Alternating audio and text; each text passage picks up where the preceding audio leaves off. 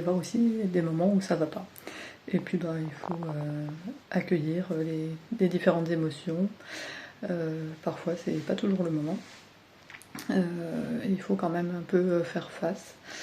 Et puis parfois, tout va bien, et pourtant on se sent quand même pas trop bien. Un peu glauque, un peu maussade, un peu triste, pas d'énergie. Et dans ces cas-là, il existe une bonne astuce que je vais vous dire tout de suite après.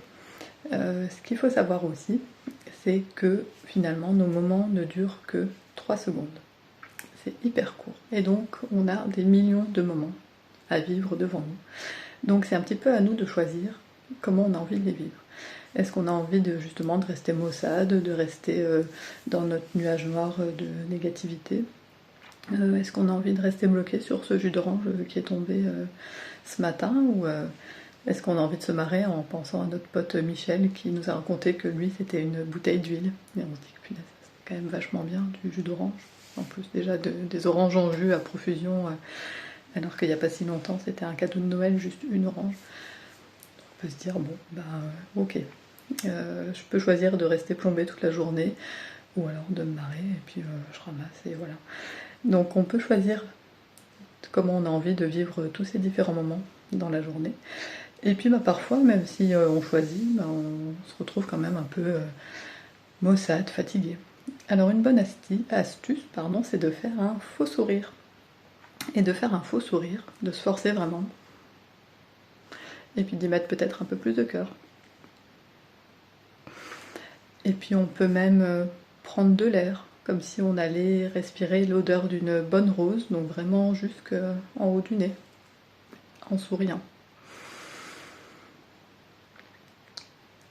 Et que cet air fasse monter notre sourire plusieurs fois de suite.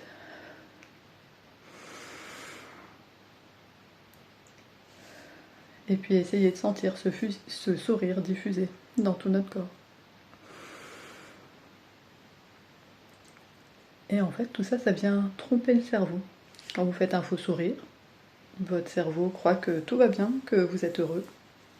Et puis finalement, il sécrète les hormones qui vous rendent heureux. Alors, faux sourire, inspiration jusqu'en haut, comme si on sentait le bon parfum d'une rose et comme si tout allait bien.